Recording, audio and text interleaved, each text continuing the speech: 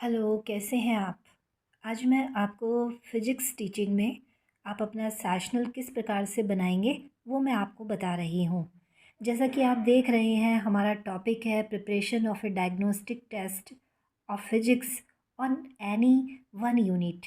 Physics की किसी भी एक यूनिट पर आपको नैदानिक परीक्षण तैयार करना है। तो अब हम देखिए, सबसे पहले नैदानिक परीक्षण हमने हेडिंग लिखी है, नैदानिक परीक्षण डायग्नोस्टिक टेस्ट। हम नैदानिक परीक्षण के बारे में बताएंगे कि जैसा कि आप जानते हैं कि ये क्लास में कई प्रकार के स्टूडेंट्स होते हैं और सभी स्टूडेंट्स एक दूसरे से अलग होते हैं। कोई बहुत बुद्धिमान होता है, कोई औसत होता है और कोई बच्चे ऐसे होते हैं जिन्हें कोई भी चीज़ अगर यदि आप एक बार बताते हैं तो उन्हें समझ में नहीं आता है, उनको समझने में थोड़ा समय लगता है, उन्हें परेशानी होती है। तो ऐसे छात्रों के सामने सीखने में जो परेशानी आती है, उस परेशानी को जानने के लिए, उसको जाँचने के लिए और समझने के लिए नैदानिक परीक्षण बनाए जाते हैं, ताकि उन छात्रों की परेशानियों का निदान हो सके और उन्हें दूर किया जा सके। ठीक है? ये आप इस प्रकार से नैदानिक परीक्षण के बारे में बताएँगे। अब हमने यहाँ पर आगे लिखा है कि नैदानिक परीक्षा वह परीक्षा होती है जो उस बात का निदान करती है कि बालक किन स्थितियों में गलती कर रहा है, उसकी त्रुटि या गलती किस प्रकार की है और गलती करने के कारण क्या है। अब हमने यहाँ पर एक उदाहरण लिया है कि जैसे कि एक डॉक्टर है, वो किसी भी पेशेंट का या रोगी का इलाज करने से पहले ये जानने का प्रयास करता है कि रोगी को क्या परेशानी है, उसकी बीमारी क्या है, कितनी है उसकी बीमारी और वो किस प्रकार की है। जब रोगी का निरीक्षण हो जाता है, उसके पश्चात वो उस बीमारी का उपचार करता है। ठीक उसी प्रकार से निदानात्मक परीक्षण में ये जानने का प्रयास किया जाता है कि बच्चे की परेशानी क्या है। मान लीजिए कोई बच्चा है, गणित के अंदर जो है वो कमज़ोर है, तो हम ये जानने का प्रयास करेंगे कि गणित के अध्ययन में छात्रों को प्रत्यय, नियम, सूत्रों या सिद्धांत से संबंधित क्या-क्या कठिनाई है, वो क्या गलतियाँ करता है, किस प्रकार की गलती करता है और वो क्यों करता है।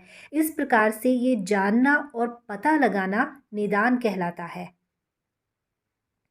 तो और यहाँ पर चूँकि हमने फ़िज़िक्स लिया है, तो हम लिखेंगे कि भौतिक विज्ञान में बालकों को शैक्षणिक कठिनाइयों, त्रुटियों और कमज़ोरियों के संभावित कारणों का पता लगाने के लिए हम जो नैदानिक परीक्षण है, उसका प्रयोग किया जाता है। फिर अब हमने यहाँ पर नैदानिक जो परीक्षण है, उसकी हमने रॉस की जो है परिभाषा लिखी है। ठीक है? अब हम यहाँ पर जो नेक्स्ट हमारी हेडिंग होगी वो है निदानात्मक परीक्षणों के उद्देश्य क्या है। ये हमने यहाँ पर लिख दिया है 1, 2, 3, 4 और ये 5 पॉइंट में आप नैदानिक परीक्षण के उद्देश्य लिख देंगे कि पिछड़े बालकों की पहचान करने के लिए, छात्रों की कमी और अच्छाई के आधार पर उनको निर्देशन देने के लिए, इस तरह से आप ये पॉइंट्स वाइज इसके उद्देश्य लिख देंगे। फिर हमारी नेक्स्ट हेडिंग है निदानात्मक परीक्षणों की आवश्यकता। आवश्यकता क्यों है निदानात्मक परीक्षणों की, ये भी हमने यहाँ पर पॉइंट्स में लिख दिया है कि आवश्यकता है केवल समस्याग्रस्त जो बालक हैं उनके लिए नहीं है, ये सामान्य बालक के लिए भी होते हैं। किसी भी बालक को कोई भी परेशानी आ जाती है तो उनकी परेशानी को दूर करने से पहले उस परेशानी को जानना ज़रूरी है।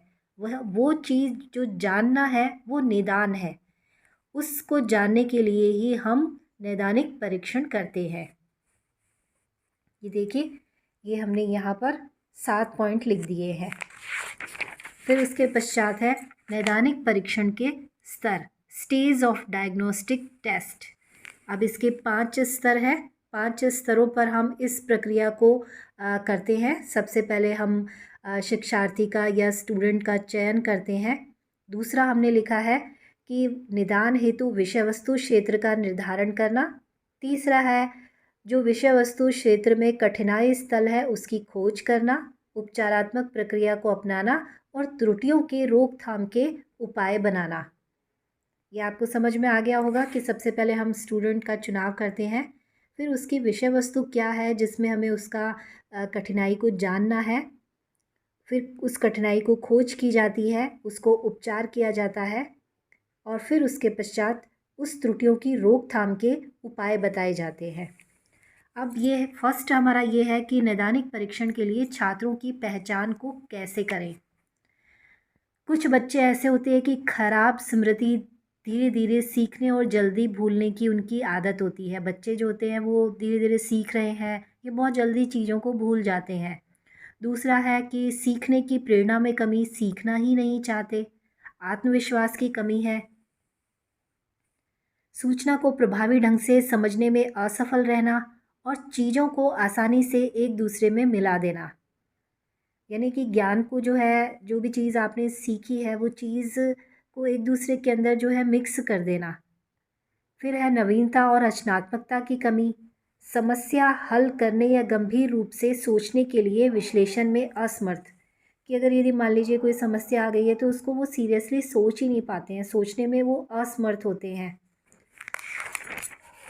नेक्स्ट है छोटे वाक्य, व्याकरण की गलतियाँ, गलत वर्तनी कि छोटे छोटे वाक्य बोलते हैं, बड़े बोल ही नहीं पाते हैं, व्याकरण की गलतियाँ करते हैं जब लिखते हैं, या जब बोलते हैं तो उच्चारण संबंधी अशुद्धियाँ होती हैं। कम ध्यान देना और एकाग्रता अवधि में कमी। एकाग्रता का मतलब ये है कि अगर यदि आप पढ़ने के लिए बैठ रहे हैं तो आप पढ़ ही नहीं पा रहे हैं, आपके अंदर कंसंट्रेशन ही नहीं है, वो अवधि जो है वो बहुत कम है। अगर यदि आप में कंसंट्रेशन नहीं होगा तो आप उस चीज़ को सीख नहीं पाएंगे। तो ये हमने जो है बच्चों की जो जैसा हमने लिखा कि छात्रों की हमने पहचान की है।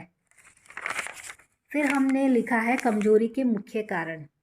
कमजोरी के मुख्य कारण है गलत धारणाएं, शिक्षण की दोषपूर्ण विधि, विषय का भय, अध्ययन की गलत आदतें, शिक्षक का दोषपूर्ण व्यवहार और शारीरिक और भावात्मक कारक। ये सारे हमने कमजोरी के कारण लिख दिए हैं। कई बच्चों को हम गलत तरीके से पढ़ाते हैं, जिस तरीके से पढ़ा रहे हैं वो तरीके से बच्चे को समझ नहीं आ रहा है। और कुछ विषय ऐसे होते हैं जिनमें बच्चों में डर होता है, जैसे कि मैथ्स है या इंग्लिश का सब्जेक्ट है, संस्कृत है। इसके अलावा कुछ बच्चों की जो पढ़ने की आदतें होती हैं वो गलत होती हैं, शिक्षक का व्यवहार सही नहीं होता है, और भी बहुत सारे कारण हैं। फिर हमने लिखा है निदानात्मक परीक्षण के पद, स्टेप्स क्या है। छात्रों की उत्तर पुस्तिकाओं के विश्लेषण द्वारा छात्रों की गलतियों का पता लगाना। बच्चों ने जो आंसर शीट लिखी है, जिसमें उन्होंने आंसर लिखे हैं अपने, उस आंसर शीट को ध्यान से पढ़ना, उसका विश्लेषण करना और उन्होंने किस प्रकार की गलतियां की हैं उन गलतियों का पता लगाना। इस प्रकार की गलती से हम 3 या 4 छोटे छोटे प्रश्न तैयार करके परीक्षण का निर्माण करना। फिर है तैयार किए गए परीक्षण को छात्रों के बड़े समूह को देना। परीक्षण की सहायता से कमजोरी का पता लगाना। अंतिम पद में कमजोरी के कारण है, जैसे दोषपूर्ण सुनाई है या दृष्टि सही नहीं है, घर की स्थिति, सहपाठियों या शिक्षक के साथ असंतोषजनक संबंध है, क्षमता की कमी है। ये सब हम पता लगा सकते हैं बच्चों की जो कमजोरी है या उनकी जो गलतियां हैं उनको। फिर है नैदानिक परीक्षण के उपयोग। छात्रों की ताकत और कमजोरियों को जानने में हम इसका नैदानिक परीक्षण का उपयोग कर सकते हैं। शिक्षक की क्षमताओं के अनुसार कार्यप्रणाली और पाठ्यक्रम तैयार करने में परीक्षण उन बच्चों की योग्यताओं और कठिनाइयों दोनों की जानकारी के लिए उपयोगी है जिनकी उपलब्धि उद्देश्य तक नहीं पहुंचती है। ये उन क्षेत्रों का पता लगाने में सहायक है जिनमें अतिरिक्त निर्देशन की आवश्यकता होती है या जिनमें शिक्षण पद्धति में सुधार किया जाना चाहिए। हम यहाँ जो है नैदानिक परीक्षण का उपयोग कर सकते हैं। ठीक है, अब हमने यहाँ पर एक मॉडल क्वेश्चन पेपर तैयार किया है, क्योंकि हमारा सब्जेक्ट जो है वो फिजिक्स है, तो हमने फिजिक्स का तैयार किया है। देखिए, अगर यदि आप डायग्नोस्टिक टेस्ट हिंदी के अंदर, संस्कृत के अंदर या कोई भी एनी सब्जेक्ट हो उसमें तैयार कर सकते हैं। ये सारा मैटर आप अपने लिख सकते हैं, लेकिन यहाँ पर जो हमने मॉडल पेपर बनाया है ये आप अपने सब्जेक्ट के अकॉर्डिंग बना लें। जैसे कि हमने ये अपने फिजिक्स के अकॉर्डिंग बनाया है। जैसे हमने लिख दिया है कि ये 3 घंटे 15 मिनट का है और इसका पूर्णांक है 56 अंक है।